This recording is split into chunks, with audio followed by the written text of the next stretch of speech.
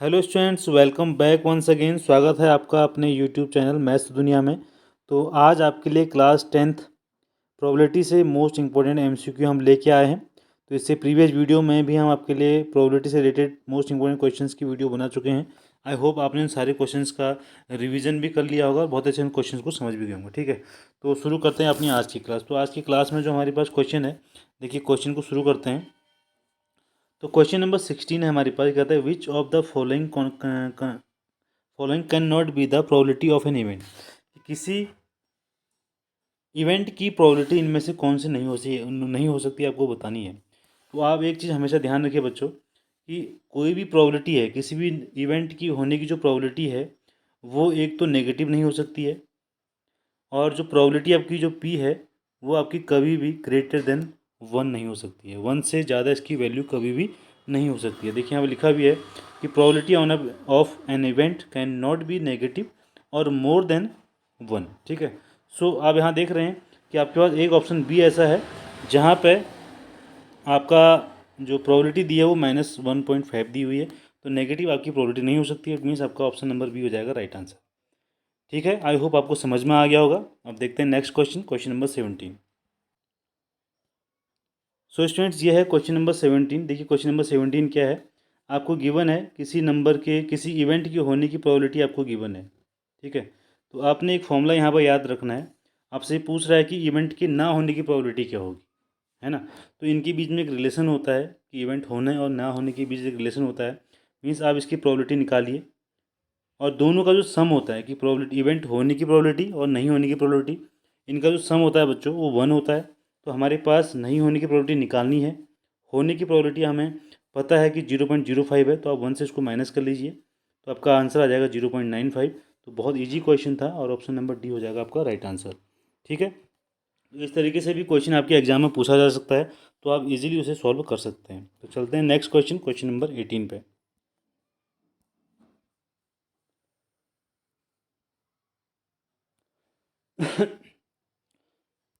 So students, ये रहा question number 18 आपके सामने, कि which of the following can not be the probability of occurrence of an event. कि किसी इवेंट के होने की जो प्रोबेबिलिटी है आपको बताना है कि क्या नहीं हो सकता है, कि कौन सी प्रोबेबिलिटी नहीं हो सकती है। तो अभी जैसे मैंने आपको एक क्वेश्चन नंबर 16 में आपको बताया था कि प्रोबेबिलिटी केवल दो कंडीशन में नहीं हो सकती है, एक नेगेटिव कभी नहीं हो सकती, और एक 1 से, जो पी है आपके पास, पी की वैल्यू कभी भी आपके पास 1 से ज़्यादा नहीं हो सकती है। ठीक है, तो यहाँ पर आप देख लीजिए जो 4 ऑप्शन आपके पास हैं, इन 4 ऑप्शन में से एक डी ऑप्शन ऐसा है जहाँ पर प्रोबेबिलिटी आपको क्या दी है, 1.6 दी हुई है। तो हम लिख सकते हैं probability of the occurrence of an event can not be greater than 1।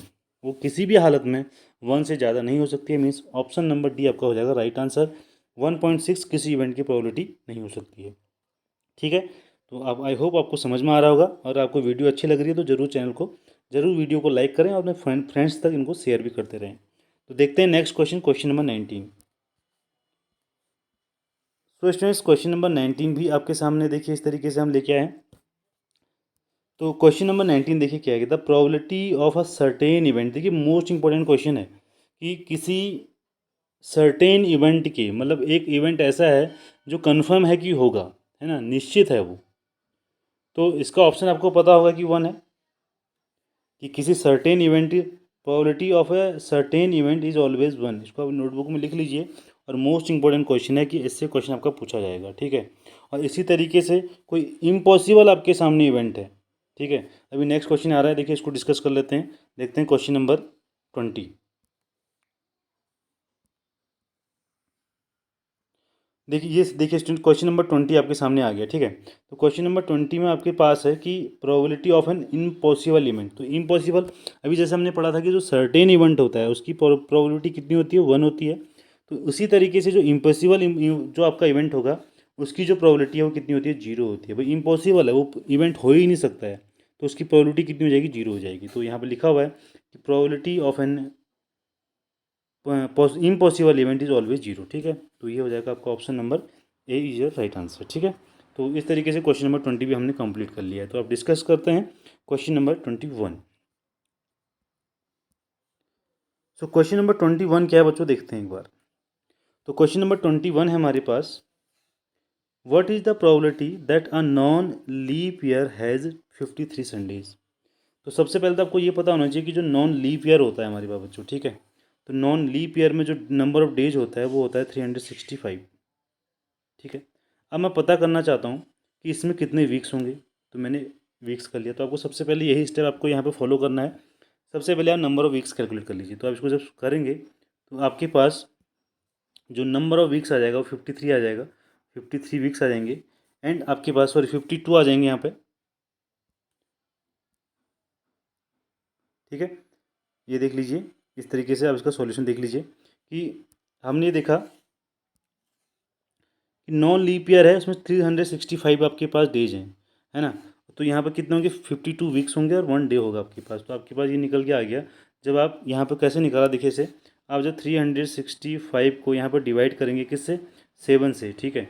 तो आप क्या देखेंगे कि यहाँ पर जो आपके पास ये आ जाएगा 52 वीक्स आएगा, और जो रिमाइंडर आपके पास बचेगा वो हो जाएगा नंबर ऑफ डेज। तो 1 डे आपके पास होगा, ठीक है। अब इस डेज में आपके पास क्या क्या पॉसिबिलिटी हैं देखिए। 52 वीक्स अगर हैं तो वहाँ पर ये तो हमारे पास प्रोबेबिलिटी है कि देखिए ये तो हमें कंफर्म है कि 52 वीक्स में 52 क्या होंगे, हमारे संडे होंगे। तो ये हमने प्रोबेबिलिटी नहीं कर निकालनी है, हमने निकालनी है प्रोबेबिलिटी मीन्स होता है प्रायिकता, मीन्स चांसेस, क्या संभावनाएं हैं कि उस दिन संडे आए, ठीक है ना। तो आप यहाँ पर देखिए क्या क्वेश्चन में क्या कहा गया। क्वेश्चन में ये आपसे कह रहा है, अब ये जो 1 डे है ना बच्चों, ये 1 डे क्या क्या हो सकता है। देखिए 1 डे क्या हो सकता है, ये संडे हो सकता है, ये मंडे भी हो सकता है, ये ट्यूसडे हो सकता है, वेडनेसडे भी हो सकता है, थर्सडे, फ्राइडे एंड सैटरडे, ये कोई भी वैल्यू हमारे यहाँ पर हो सकती है। तो हमारे पास जो टोटल नंबर ऑफ चांसेस हैं वो क्या है, 7 है। टोटल नंबर ऑफ चांसेस क्या है, 7 है। और हमें क्या चाहिए, जो हमारा वैल्यू जो बनाएगा, कि जो हमारा इवेंट को बनाएगा, इवेंट में हमको संडे चाहिए, तो 1/7। और संडे होने के चांस केवल क्या है, 1 है, 1 डे पे हो सकता है। तो इसकी प्रोबेबिलिटी कितनी हो जाएगी, 1/7 हो जाएगी। तो इस तरीके से आप देखेंगे कि आपका जो ऑप्शन नंबर बी है, ठीक है ना, ऑप्शन नंबर बी हो जाएगा आपका राइट आंसर, ठीक है। तो इस तरीके से इस क्वेश्चन को हम डिफाइन करते हैं। तो अब चलते हैं नेक्स्ट क्वेश्चन पे, नेक्स्ट क्वेश्चन को डिस्कस करते हैं कि किस तरीके से उसे किया जाएगा। सो स्टूडेंट्स अब हमारे पास क्वेश्चन नंबर 22 आ गया, ठीक है। तो क्वेश्चन नंबर 22 को देखते हैं। तो क्वेश्चन नंबर 22 हमारे पास क्या कहता है, देखिए क्वेश्चन नंबर 22 कहता है कि आरुषि सोल्ड 100 लॉटरीज टिकट्स इन 5 टिकट्स कैरी प्राइजेज। तो 100 आपके पास टोटल टिकट्स आपने सोल्ड किए हैं, और आपको केवल 5 टिकट्स में क्या देना है, प्राइस देना है। तो इफ़ प्रिया परचेज, अब प्रिया ने क्या कर लिया है, टिकट परचेज कर लिया है, तो what is the probability of Priya. तो ये प्रिया इस विनिंग वाले के अंदर होगी, है ना। मतलब इन 5 लोगों में से एक प्रिया होगी। तो ये कैसे हो सकता है, कितने 100 में से आपको 5 लोग छाटने हैं, और उन 5 में क्या होगा, एक प्रिया के होने की आपको प्रोबेबिलिटी कैलकुलेट करनी है। तो सीधी सी बात है, तो 5 1 जा 5 हो जाएगा, और यहाँ पे जी निकालेंगे 1/20 हो जाएगा आपका आंसर, ठीक है। तो 1/20 means option number C is your right answer. Okay, I hope आपको समझ में आ रहा होगा, बहुत ईजिली आपको समझ में आ रही होंगी सारी चीज़ें। तो चलते हैं नेक्स्ट क्वेश्चन पे, नेक्स्ट क्वेश्चन को डिस्कस करते हैं कि उसका सॉल्यूशन कैसे कैलकुलेट करेंगे।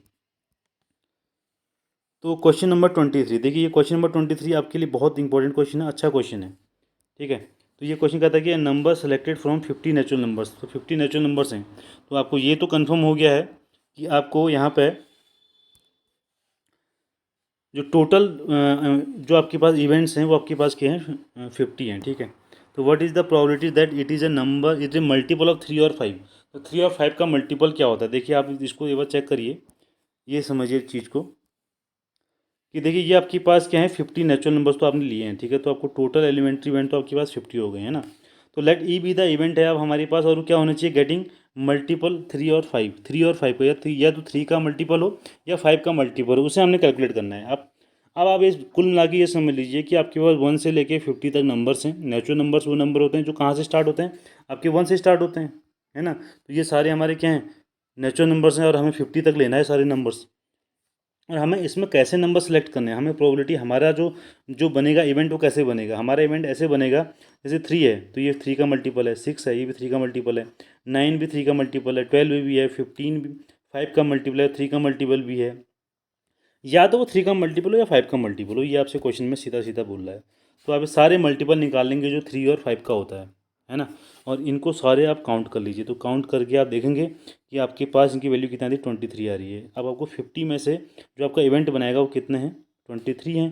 Total number of natural number कितने हैं, 50, और उसमें से 23 जो है वो आपका इवेंट बना रहे हैं। It means option number D हो जाएगा राइट आंसर, है ना। तो इस तरीके से आपको ये सारे के सारे इवेंट यहाँ पे लिखने पड़ेंगे, जो फेवरेबल आउटकम्स हैं ये आपको लिखने पड़ेंगे बच्चों, ठीक है। ऐसे क्वेश्चन में हमेशा लिखने पड़ेंगे और वहाँ से आप उसको काउंट करेंगे। तो चलते हैं नेक्स्ट क्वेश्चन की ओर।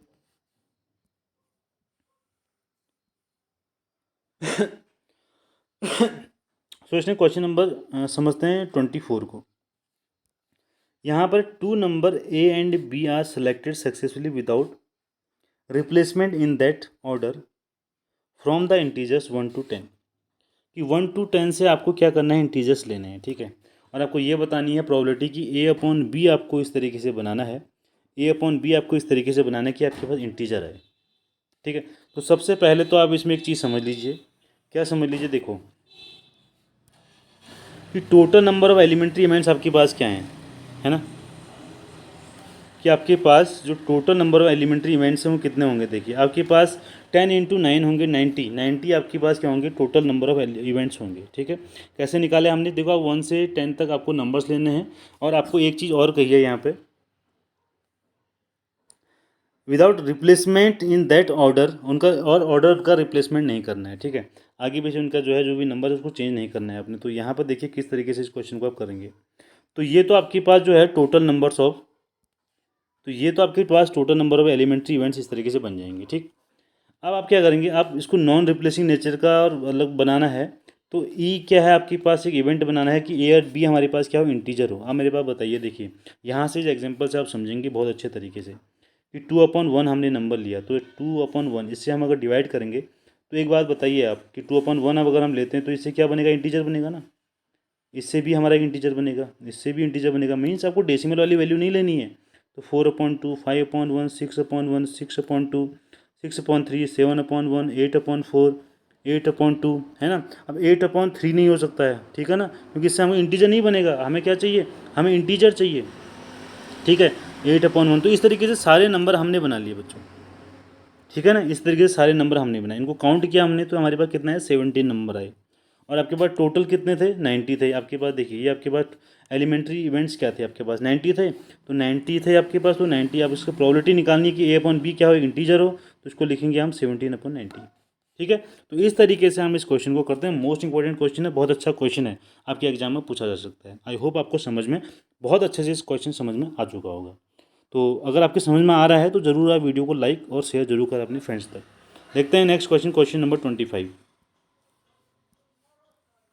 सो स्टूडेंट्स क्वेश्चन नंबर 25 देखिए किस तरीके से है। तो यहाँ पर भी आपको ये चीज़ समझनी है, यहाँ पर भी कुछ इस तरीके की चीज़ें आएंगी।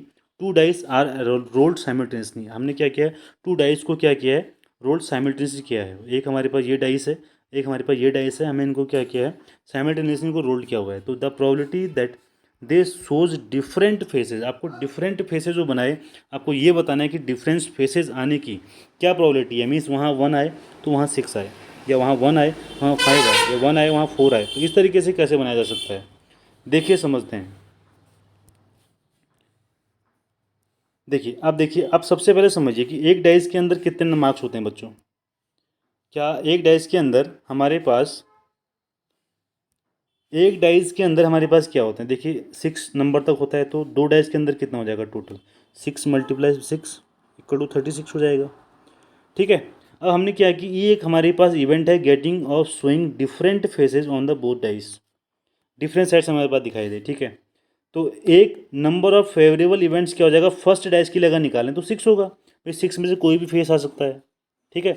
लेकिन जो सेकंड वाला डाइस होगा वहाँ पर 5 क्यों दिखा रहा है, 5 पर दिखाने का मतलब ये है कि एक नंबर ऐसा है तो दोनों में सेम नहीं आ सकता है, डिफरेंट होना चाहिए। तो एक वहाँ से कम हो जाएगा।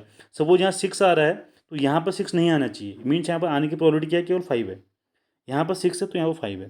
तो यहाँ फेवरेबल इवेंट्स कैसे हो जाएंगे, दोनों को मल्टीप्लाई कर लीजिए, जैसे हमने यहाँ मल्टीप्लाई किया था। तो आपका आंसर क्या हो जाएगा, टोटल जो फेवरेबल आउटकम्स हैं आपके पास कितने हो गए, 30 आ गए। और आपके पास जो एलिमेंट्री इवेंट्स हैं वो कितना आ गए, 36। अब इनको, इनकी प्रोबेबिलिटी निकाल लीजिए। तो 30/36 और इसको सॉल्व करेंगे तो क्या आ जाएगा, 5/6। इट मीन्स आपका ऑप्शन नंबर डी हो जाएगा राइट आंसर, ठीक है स्टूडेंट्स। अब आई होप आपको समझ में आ गया होगा कि कैसे इन क्वेश्चन को करना है। सो स्टूडेंट्स, ये थी हमारी आज की क्लास जहाँ पर हमने मोस्ट इंपॉर्टेंट क्वेश्चंस को आपके सामने डिस्कस किया है। तो आई होप आपको वीडियो अच्छी लगी होगी, और इसी तरीके से जब आपका बहुत अच्छा रिस्पॉन्स अगर आएगा अगर नेक्स्ट इस वीडियो में, तो आपके लिए नेक्स्ट भी हम बहुत अच्छे से ऐसे बहुत सारे MCQ इंपॉर्टेंट आपके एग्ज़ाम के लिए लेके आएंगे, ताकि आपका जो आने वाला एग्ज़ाम है, बहुत जल्द आपके एग्ज़ाम आपके सामने आ चुके हैं, तो आपको बहुत ज़्यादा मेहनत करने की ज़रूरत है। तो इसी तरीके से बच्चों हमारे साथ बने रहिए, चैनल को लाइक शेयर और सब्सक्राइब करते रहें, और बेल आइकन को प्रेस कर लें ताकि जो भी वीडियो हम आपके लिए अपलोड करें उसका नोटिफिकेशन आप तक पहुंच सके। तो थैंक्स फॉर वॉचिंग।